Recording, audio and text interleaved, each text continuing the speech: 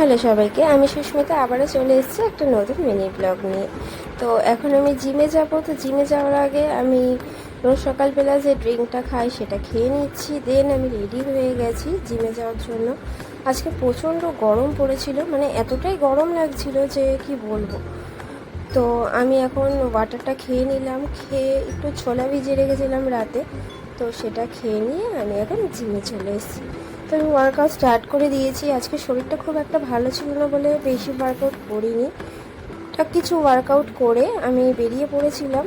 তো এসে ঘুমিয়ে পড়েছিলাম, বিকজ শরীরটা একটু খারাপই ছিল আজকে।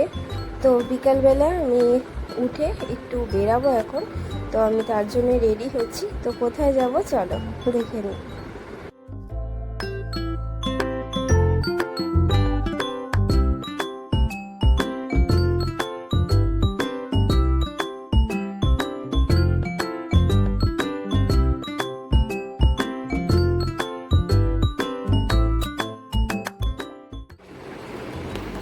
তো ফাইনালি আমি রেডি হয়ে গেছি।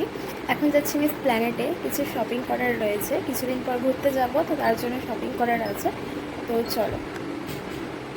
তো আমি বেরিয়ে পড়েছিলাম, চলে এসেছি প্ল্যানেটে যখনই আসি না কেন প্রচণ্ড ভিড় থাকে, কেন জানি না। মানে কলকাতার লোকেদের সত্যিই খুব পয়সা, কে বলেছে টাকা নেই। যাই হোক, তা আমি টুকটাক জিনিস কিনে নিলাম যেগুলো আমার কেনার ছিল।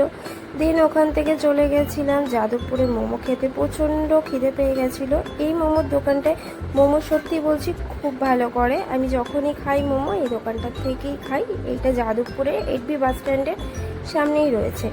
তো এই যে আমাদের মোমো চলে এলো, তোমরাও ট্রাই করে দেখতে পারো। তো আজকের মতন টাটা।